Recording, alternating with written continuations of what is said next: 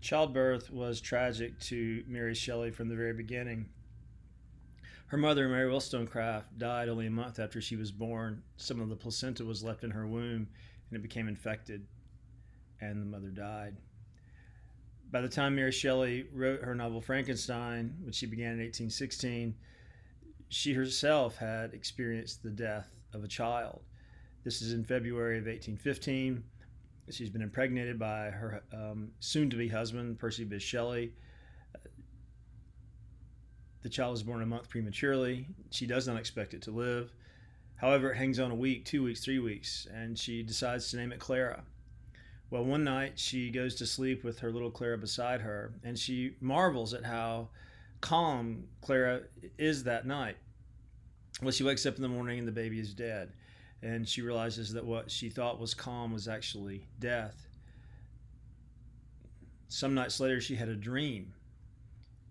She dreamed that, and this is her language, her little baby came back to life again. It had only been cold, and we rubbed it before the fire, and it lived. But when she wakes up, she finds that there is no baby, and she spends all day brooding over the little thing. So before Mary Shelley even puts pen to paper to write her novel Frankenstein, she has suffered two birth traumas. The first trauma, the death of her mother, even though she's only 1 month old, haunts her for the rest of her days. And two, the death of her own child, the little Clara, the prematurely born child. By the time she makes it to Lake Geneva in 1816, to the Villa Diodati, which is being rented by Lord Byron, she makes it there with Shelley, Percy Bysshe Shelley, and her half-sister Claire Clairmont. And there they are. This weather is notoriously bad. A volcano eruption on the other side of the world affects weather patterns as far away as England, as Europe, and this is known as the summer of no summer. The weather was wintry throughout the summer, so one had to stay indoors. So to kill the boredom, of course, these young people propose they have a contest to see who can tell the best ghost story. Well, Byron and Shelley, the great poets, get going, but they can't really come up with anything. Lord Byron's private doctor, Dr. Polidori, actually writes the very first vampire novel in English. But Mary can't think of a story, and then she has another dream. She dreams of a pale student, a pallid student, sort of hovering over this creature. And the creature's one eye opens, a very harrowing dream, and she wakes up, and soon after she writes the novel Frankenstein. Well, it's important to note that the novel Frankenstein grows from a woman, again, traumatized by her mother's death during her birth, traumatized by the loss of another of her child, and eventually she will lose two other children young. Another daughter named Clara dies very young, and a little boy named William dies very young. The cruel irony is that the youngest brother, Victor Frankenstein, murdered by the creature, is also named William. So one way to think about the creature's plight is that he is an abandoned child. He's a child whose parent has essentially died, and he's left alone in the world. The minute he becomes aware of himself, he is an orphan.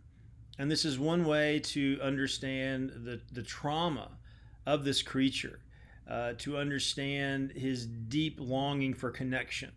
If he can't have connection with his creator, Victor, he wants connection with someone else. And that's one reason he asks Victor, his creator, to make him a female companion.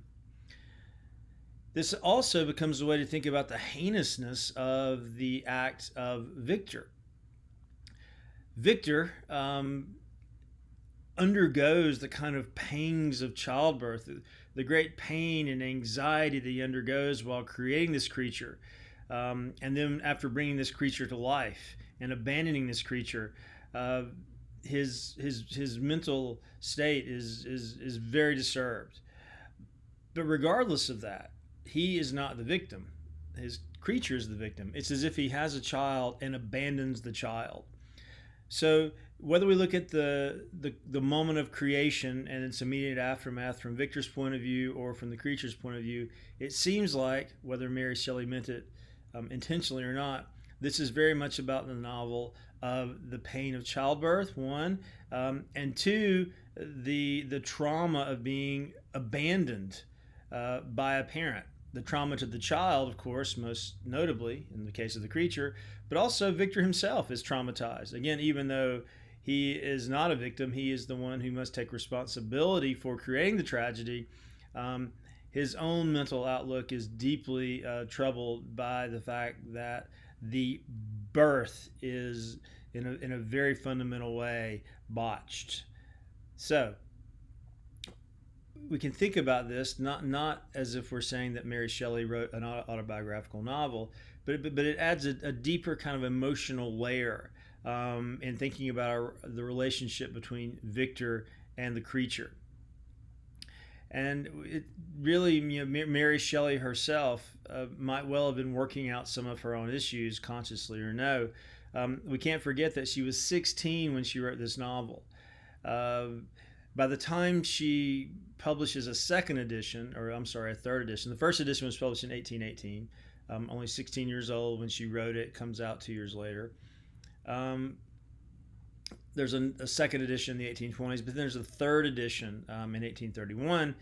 And for this edition, Mary Shelley writes a preface. And again, by this time, she's lost 2 other children. She's lost 3 children, very young children.